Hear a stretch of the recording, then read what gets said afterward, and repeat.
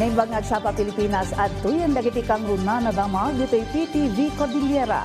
Gapiti nangina presyo ti krudo ken gasolina, anang apektar kadagiti jeepney driver. Tarigagi dati voluntary fare increase anas ken nga anumungan dagiti umili. Kas iti Barangay Camp 7 iti Baguio City.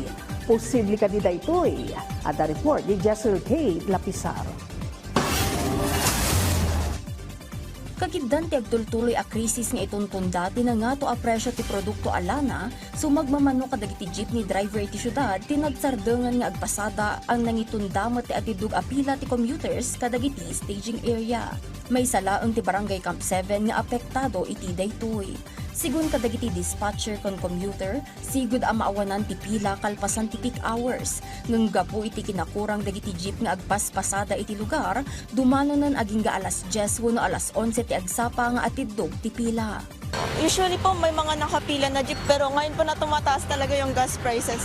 Wala talagang parang gustong bumahe na jeep. Kaya syempre kami din na mga commuter, syempre nahihirapan rin kami. Pero gets din naman yung sitwasyon ng mga jeepney driver kasi ito yung nila pamumuhay nila, so mahirap talaga. Gamti problema tata, dati kinangaton ti krudo. Doon ti kakadwami nga nag-surrender, handan nga kaya.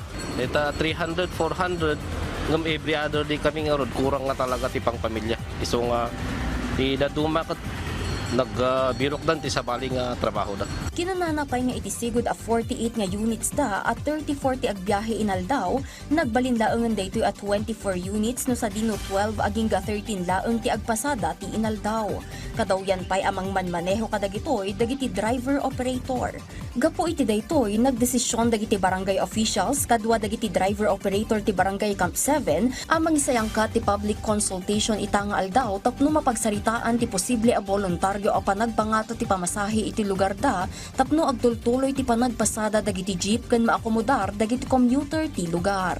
Lumapit kasi yung Drivers Association na hinihingi ang tulong naming mga barangay na magkaroon ng public consultation para sa fare increase temporary para may explain nila kung bakit may temporary increase dahil nagdoble daw ang gasolina.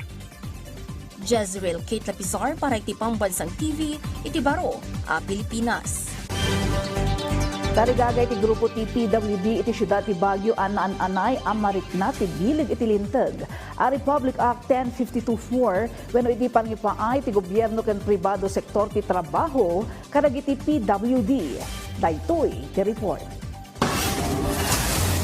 Iti lasud iti talo a dekada ang nagsadeng iti trabaho ti PWD ani Jennifer Fernandez. Tapno personal nga asikasuan iti PWD matlang anak na.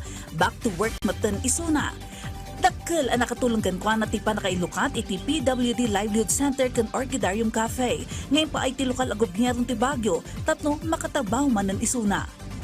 Habang lumalaki yung mga bata, I want them to know that there will always come a stage where they have to be independent. Yun. So for Lira, her name is Palayo Lira, for her, I would like her to learn na she can live alone, she can live independently. May sangadang daytoy ti lokal a gobyerno tapno matulungan dagiti PWD amadaan iti panggadan. Sigon gini Persons with Disability Affairs Office wenno PDAW Baguio City Head ken Regional Committee on Disability Affairs member Dr. Samuel Aquino, ti employment kadagiti PWD ti maysa kadagiti kang runa na parikot asang sangun ita ti sektor da iti agdama. Mangnamnamang matisuna iti naingat apa na kay patumpal iti Republic Act 10524 wenno an act expanding the positions reserved for the persons with disability apan ipaay iti empleyo ti gobyerno ken pribado a sektor kadagiti PWD. Sa saligang batas ng 10524 na sana ang sinasabi ng batas ay dapat mayroong 1% reserved for person with disability in the government and 100 employees from the private. Yun po kami umaasa na sana magampanan ng ating bansa na matugunan itong tamang implementasyon ng batas na to. Kinuna na ngayon inot mo't may patpatumpal daytoy kadagiti opisina ti gobyerno ken kastamot iti pribado a sektor No sa dino, simrekda iti Memorandum of Agreement, iti may sa a fast food chain para iti panakipatumpal iti nasa alintag. Ngam tarigagay da amarik na launa iti tulong daytoy alintag para kadakwada.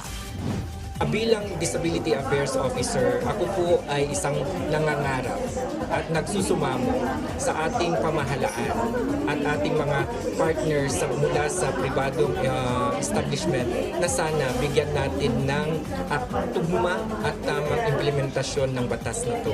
Sigon kini Aquino, dumanon iti 11,700 ti bilang ti membro iti sektor da, nga adan iti na duma-duma a klase ti disabilities. Nupay kasta, awan eksakto a datos da numano kadagitoy iti employed ken unemployed. Nang runa ta sigun ken kuana, awan ti naipay a datos kadakwada ti DOLE ken Public Employment Service Office wenno peso tanggap ditoy. Dagiti kang runa na damdama, dito'y PTV Cordillera. I-like, i-follow, kan subscribe iti social media platforms ti PTV Cordillera iti Facebook, TikTok, and YouTube. Para iti PTV Balita ngayon sa probinsya, siyak ni Ala Sungduan, na Bangal daw.